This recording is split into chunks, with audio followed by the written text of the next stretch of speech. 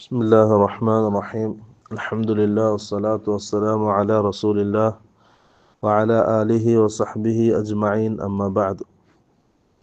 عن أبي هريرة رضي الله عنه قال قال رسول الله صلى الله عليه وسلم: ألا أدلكم على ما يمحو الله به الخطايا ويرفع به الدرجات. അബൂ ഹുറൈറ റളിയല്ലാഹു അൻഹു ഉദ്ധരിക്കുന്ന ഹദീസ്.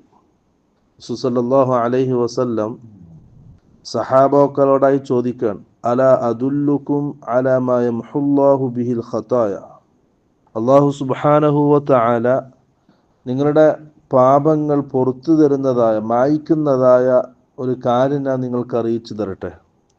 വയർഫഉ ബിഹി ദറജാത്ത്, അതുപോലെ തന്നെ നിങ്ങളുടെ ദറജകൾ ഉയർത്തുന്നതുമായ കാര്യം. രണ്ടാണ്: ഒന്ന് പാപങ്ങൾ മാപ്പാക്കുക, രണ്ട് ദറജകൾ ഉയർത്തുക. ഇങ്ങനെയുള്ള കാര്യം ഞാൻ നിങ്ങൾക്ക് അറിയിച്ചു തരട്ടെ. ഖാലു ബല യാ റസൂലല്ലാഹ്. സഹാബാക്കൾ ഖൈർ ആഗ്രഹിക്കുന്ന ആൾക്കാരാണ്, അതിന് താല്പര്യമുള്ള ആളാണ്. അവർ പറഞ്ഞു, അതെ അല്ലാഹുവിൻ്റെ റസൂലെ, നമുക്ക് അറിയിച്ചു തരണം. ഖാല റസൂൽ സല്ലല്ലാഹു അലൈഹി വസല്ലം മൂന്ന് കാര്യങ്ങൾ ഉണർത്തുകയാണ്. ഒന്ന്, ഇസ്ബാഗുൽ വുളൂഇ അലൽ മകാരിഹ്, പ്രയാസമുള്ള സമയം വുളൂ പരിപൂർണമായി ചെയ്യുക. നല്ല തണുപ്പുള്ള സമയം, അങ്ങനത്തെ സമയത്തൊക്കെ പരിപൂർണമായിട്ടും വുളൂ ചെയ്യുക. അത് നമ്മുടെ പാപങ്ങൾ മാപ്പാക്കപ്പെടാനും ദറജകൾ ഉയർത്തപ്പെടാനും കാരണമാകുന്ന അമലാണ്. നമ്മൾ ഇന്നലെ വായിച്ച ഹദീസിൽ വുളൂവിനെ സംബന്ധിച്ച് പറഞ്ഞു, നമ്മൾ പാപങ്ങൾ മാപ്പാക്കപ്പെടുന്ന ഇബാദത്താണത്. രണ്ട്, വകസ്റത്തുൽ ഖുതാ ഇലൽ മസാജിദി, പള്ളികളിലേക്കുള്ള അധികരിച്ച ചുവടുവെപ്പാണ്. ഓരോ കാലടിക്കും നമ്മുടെ പാപങ്ങൾ മാപ്പാക്കപ്പെടും, ദറജകൾ ഉയർത്തപ്പെടും, 10 നന്മകൾ രേഖപ്പെടുത്തുകയും ചെയ്യും. രണ്ടാമത്തത്. മൂന്നാമത്തത്, വൻതിലാറു സ്വലാത്തി ബഅദ സ്വലാഹ്, ഒരു നിസ്കാരത്തിന് ശേഷം മറ്റൊരു നിസ്കാരത്തെ പ്രതീക്ഷിച്ചിരിക്കുക, കാത്തിരിക്കുക.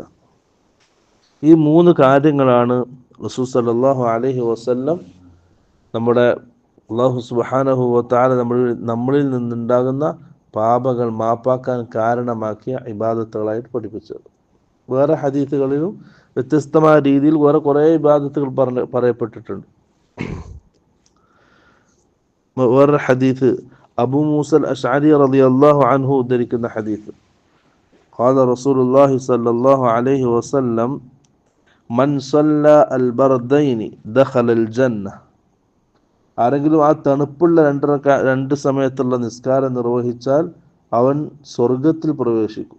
ഏതൊക്കെയാണത്? അസ്സുബ്ഹു വൽ അസ്റു, സുബ്ഹി നിസ്കാരവും അസ്ർ നിസ്കാരവും കൃത്യമായിട്ട് നിർവഹിച്ചാൽ അവൻ സ്വർഗത്തിൽ പ്രവേശിക്കും. അടുത്ത ഹദീസ് അബൂ മൂസ അശ്അരി റളിയല്ലാഹു അൻഹു ഖാൽ ഖാല റസൂലുള്ളാഹി സ്വല്ലല്ലാഹു അലൈഹി വസല്ലം. ഇതൊക്കെ നമ്മുടെ ഖൈറുകൾ, നമ്മുടെ ജീവിതത്തിൽ ഒരു ദിവസം വരുന്ന ഖൈറുകൾ ഏതൊക്കെയാണെന്നൊക്കെ പറയുന്ന ഹദീസുകളാണ്.